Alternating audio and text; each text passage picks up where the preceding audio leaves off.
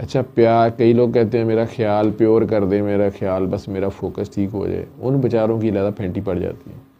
جتنوں کی پیورٹی ہوتی ہے اتنے وہ نفیس، مہین، یعنی انتہائی ٹیشو پیپر کی طرح نازک سے ہو جاتے ہیں،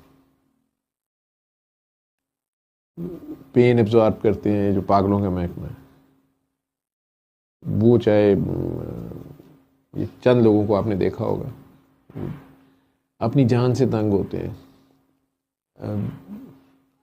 آج بھی ایک کاکی جی رو رہی تھی، سید زادی ہیں، آتی ہوتی تھیں، پھر اب بیچ میں میرے سے ہی لڑ پڑی تھیں، آپ نے میری رائٹ سائڈ کاٹ دی ہے کہ لیفٹ سائڈ کاٹ دی ہے۔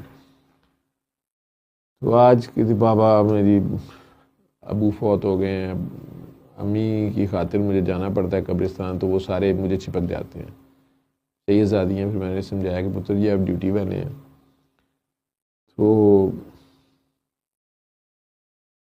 پچھلی نسل بھی آپ کو چپکتی ہے، تو آپ ان کے نام پہ اچھے اعمال کریں، اللہ سے کہہ دیں اس کو اجر انہیں دے دیں کہ بابا میرا تو یہ حال ہے وہ حال ہے۔ میں کہا جو بھی حال ہے پتر، یہ لاش اپنے سر منڈیاں تے آپ ہی چکنی پینی ہو، ٹھیک ہے، اور یہ کام کرنا ہے، سمجھائی کسی نے نہیں جا سکتی یہ گل، یہ کسی کو سمجھ نہیں آئے گی۔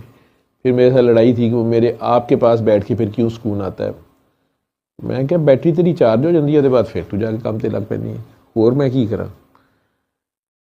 کئی خوددار ہوتے ہیں، نہیں تو پھر وہ میری درد آپ کو ہوتی ہوگی، میں کہ مینوں نہیں ہوتی، ٹھیک ہے۔ بابا پھر لوگ کیوں تنگ کرتے ہیں؟ میں کہا لوگوں کی ڈیوٹی ہے، انہوں نے ڈیوٹی دیتی گئی ہے، اللہ نے انہوں نے ڈیوٹی دیتی ہے کہ انہوں تنگ کرو تاکہ مینوں بس مینوں ہی تکن، یہ رو رو کے باں باں کر دے میرے کو آن۔ ان لوگوں کا اللہ کے سوا کوئی نہیں ہوتا، میں نے ان کا نام ہی رکھا ہوا ہے قربانی کے بکرے۔ ابھی ایک گھر والوں کے اوپر جو بھی ان کے اثرات ہیں یا بدبختیاں ہوتی ہیں پیچھے کی ہوتی ہیں رہتے ہیں، کئی بار آگے نسل تک پھنسی ہوتی ہے، کوئی قربانی کا بکرا ماننا پڑ جاتا ہے کہ چلو قربانی کا بکرا ان کے گھر بھیج دیا ہے۔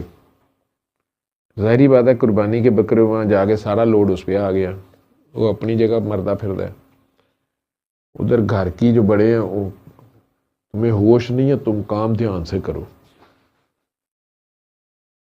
میں کہ بابا تیری مہربانی، تیرا ہی پار چکن آئی ہے، تیرا حشر ہویا پیا ہے، تینوں کام کرن دے۔